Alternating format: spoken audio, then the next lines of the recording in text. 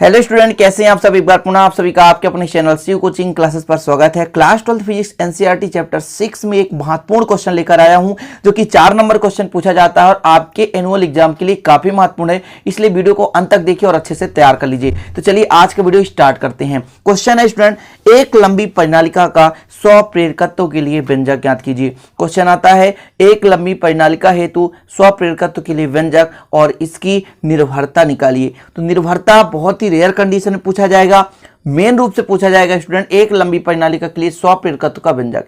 तो स्टार्ट करते हैं। सबसे पहले इसका डायग्राम समझेंगे, ठीक है। ये डायग्राम पहले समझिएगा। जैसे कि यहाँ पे डायग्राम आप देख रहे हैं स्टूडेंट, एक लंबी परिनालिका है, ठीक है। ये लंबी परिनालिका है, इसकी लंबाई मान के चलते हैं एल है, स्मॉल एल है।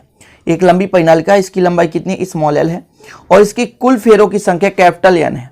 एकांक लंबाई पर फेरों की संख्या स्मॉल एन है और अनुप्रस्थ काट का क्षेत्रफल कैपिटल ए है। इतना आप लोग आसानी से लिख सकते हो कि माना किसी परिनालिका की लंबाई स्मॉल एल, उसमें फेरों की संख्या कैपिटल एन और उसमें अनुप्रस्थ काट का क्षेत्रफल कैपिटल ए है। इतना आप आसानी से कर सकते हो कि माना एक परिनालिका स्टूडेंट और परिनालिका की लंबाई, टोटल लंबाई कितनी, स्मॉल एल है, इसके कुल फेरों की संख्या कैपिटल एन है और यदि स्टूडेंट प्रत्येक एकांक लंबाई में फेरों की संख्या की बात की जाए तो स्मॉल एन है। स्मॉल एन का मतलब जैसे एक फेरे हैं, एक फेरे में जैसे एकांक लंबाई में कितने फेरे हैं, स्मॉल एन का मतलब एकांक लंबाई है ना, अति सूक्ष्म लंबाई में कितने फेरे हैं वो स्मॉल एन है। कैपिटल एन इस परिनालिका में टोटल कितने फेरे हैं वो कैपिटल एन है। समझ रहे ना। तो यदि मैं यहां पे आपसे कहूं कि प्रति एकांक लंबाई पर फेरों की संख्या कितनी होगी, तो आगे आपको लिखना है प्रति एकांक लंबाई, प्रति एकांक लंबाई पर फेरों की संख्या, फेरों की संख्या कितनी हो जाएगी, स्मॉल एन बराबर कैपिटल एन बटे एल। यानी एकांक लंबाई पर फेरों की संख्या स्मॉल एन बराबर कैपिटल एन अपान एन। ये हो गया स्टूडेंट। इतना समझ में आया कि माना एक आपके पास परिनालिका है जिसकी लंबाई स्मॉल एल है, इस पे कुल फेरों की संख्या कैपिटल एन है और इसके एकांक अनुप्रस्थ परिच्छेद का क्षेत्रफल कैपिटल ए है। अब इसके आगे आपको लिखना है यदि परिनालिका में I धारा प्रवाहित हो तो परिनालिका के अंदर उसके H पर चुंबकीय क्षेत्र की तीव्रता कितनी होती है स्टूडेंट। तो ये परिनालिका के कारण चुंबकीय क्षेत्र पर किसी बिंदु पर तीव्रता होती है म्यू जीरो एन आई। म्यू जीरो आपका अपेक्षिक चुंबकशीलता है, एन क्या है एकांक लंबाई पर फेरों की संख्या है और आई क्या है धारा है। ये आपने पिछले चैप्टर में पढ़ा है, चैप्टर 4 और 5 में आप लोग पूरा चुंबकीय क्षेत्र की तीव्रता से संबंधित सारे क्वेश्चन आप लोगों ने पढ़ा है।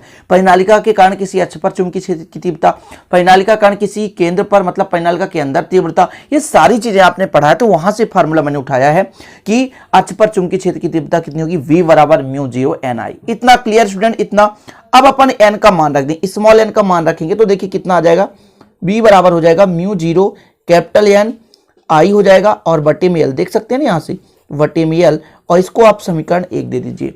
इतना तो क्लियर है स्टूडेंट। कितना समझ में आया आप लोगों को। यहाँ पर मैंने क्या किया, यहाँ पर मैंने कहा कि यदि परिनालिका में I धारा प्रवाहित कर दें, यदि परिनालिका में I धारा प्रवाहित कर दें तो अक्ष पर चुंबकीय क्षेत्र की तीव्रता कितनी हो जाएगी, B बराबर म्यू जीरो एन आई, जहां यानी एकांक लंबाई पर फेरों की संख्या है, I क्या है धारा है, म्यू जीरो जो है अपेक्षिक चुंबकशीलता है। स्मॉल एन का मान रख दिया और समीकरण 1 कर दिया। इतना क्लियर। अब यदि हम कहें कि परिनालिका के प्रत्येक फेरे पर बद्ध चुंबकीय फ्लक्स कितना होगा, तो स्टूडेंट आपको पता है चुंबकीय फ्लक्स क्या है। जैसे हम धारा प्रवाहित करते हैं तो अपेक्षिक गति होता है, चुंबकीय क्षेत्र रेखाओं में परिवर्तन होता है, चुंबकीय क्षेत्र रेखाओं के परिवर्तन से जो आपकी विद्युत चुंबकीय फ्लक्स होती है क्या होती है, उत्पन्न होती है। अर्थात चुंबकीय क्षेत्र रेखाओं में परिवर्तन ही क्या कहलाता है, क्या कहलाता है स्टूडेंट, चुंबकीय फ्लक्स कहलाता है। आप लोगों ने पढ़ा है कि किसी भी परिच्छेद से, किसी भी क्षेत्रफल से चुंबक से निकलने वाली, गुजरने वाली कुल चुंबकीय क्षेत्र रेखाओं को हम चुंबकीय फ्लक्स कहते हैं। तो डेफिनेट यदि चुंबकीय क्षेत्र रेखाएं परिवर्तित होगी, चुंबकीय फ्लक्स में परिवर्तन होगा। तो हम परिनालिका के प्रत्येक फेरे से बद्ध चुंबकीय फ्लक्स की बात करें तो VA होगा, क्योंकि प्रत्येक फेरे का यदि एकांक लंबाई का क्षेत्रफल देखा जाए तो कैपिटल ए है और बद्ध चुंबकीय फ्लक्स B है तीव्रता, तो टोटल चुंबकीय फ्लक्स हो जाएगा BA हो जाएगा। अब इसके आगे आपको लिखना है स्टूडेंट, ध्यान दीजिएगा थोड़ा सा, कि अब परिनालिका के प्रत्येक फेरे से बद्ध चुंबकीय फ्लक्स, तो मैंने कहा क्या कहा कि टोटल जो आपका तीव्रता B है और एकांक क्षेत्रफल मतलब कैपिटल ए है ना, जो आपका परिनालिका है उसके अनुप्रस्थ काट का क्षेत्रफल कैपिटल ए, तो टोटल तो मतलब कुल में से जाएगा, पूरे परिच्छेद में से जाएगा। अच्छा, अब समीकरण 1 से मान रख दें तो B का मान कितना है, म्यू जीरो एन आई बटे एल इंटू ए हो गया। ये कहां से लिखा हमने, समीकरण 1 से, समीकरण 1 से मान रखने पर, समीकरण 1 से हमने मान रख दिया म्यू जीरो एन आई इंटू ए, ठीक है, म्यू जीरो एन आई इंटू ए अपान एल हो गया। अब स्टूडेंट यहाँ पर आपको कुछ और समझना, ये क्या है, चुंबकीय फ्लक्स है। चुंबकीय फ्लक्स का मतलब क्या होता है, फाई, फाई और बी के लिए तो वी हो गया, फाई बी हो गया। अब एक चीज हमने आपको बताया था कि क्या होता है स्टूडेंट, स्वप्रेरकत्व का व्यंजक कराया था हमने और यह सूत्र निकलवाया था कि एल बराबर कितना होता है, फाई आई, एन यदि एन फेरों की संख्या तो एन फाई आई होता है। तो यहां पर मैं लिख देता हूं, चूंकि स्वप्रेरकत्व, स्वप्रेरकत्व थोड़ा सा है, कुछ नहीं है, एल बराबर होता है फाई वी वटे, स्टूडेंट यहां पर आपका क्या है, आई धारा प्रवाहित हो तो यहां पर आई होता है। लेकिन एन फेरों के लिए, एन फेरों के लिए बात कर रहा हूं, एन फेरों के लिए, एन फेरों के लिए हो जाता है एल बराबर एन फाई वी वटे आई, ये होता है। एन फेरों के लिए बात कर रहा हूं, एन फेरों के लिए।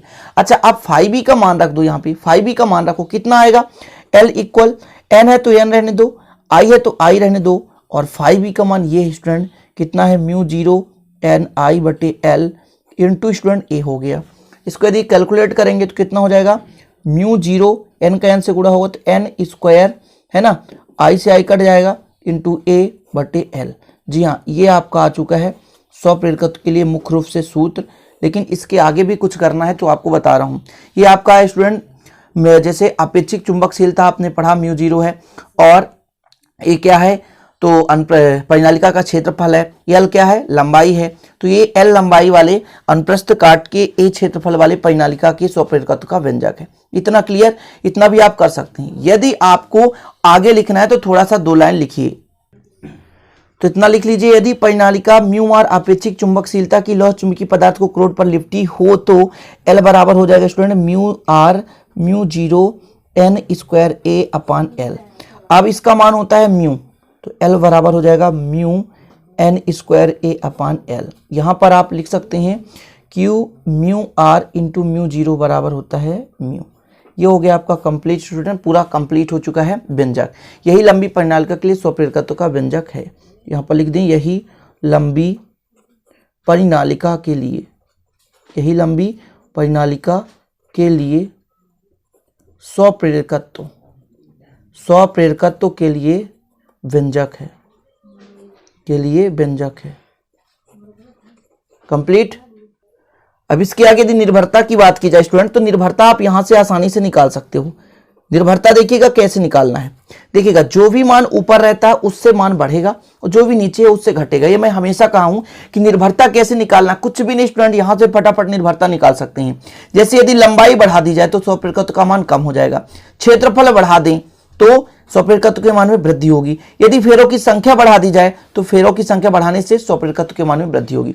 आपको लिख लेना, मैं आपको समझा दे रहा हूं स्टूडेंट क्या करना है कि पहला नंबर आपको लिख लेना, जैसे ये है म्यू, म्यू क्या है, परिनालिका के क्रोड की चुंबकशीलता है, परिनालिका के चुंबकीय क्रोड की चुंबकशीलता है, तो आप सीधा लिख दोगे कि परिनालिका के स्वप्रेरकत्व का मान जो है क्रोड के चुंबकशीलता के समानुपाती होता है, अर्थात जितना चुंबकशीलता अधिक होगा उसकी स्वप्रेरकत्व का मान उतना ही अधिक होगा। ठीक है, फेरों की संख्या कैपिटल एन दूसरा लिखना है। यदि परिनालिकों की फेरों की संख्या बढ़ा दी जाए, यानी फेरों की संख्या अधिक हो जाए स्टूडेंट, तो स्वप्रेरकत्व का मान अधिक हो जाता है।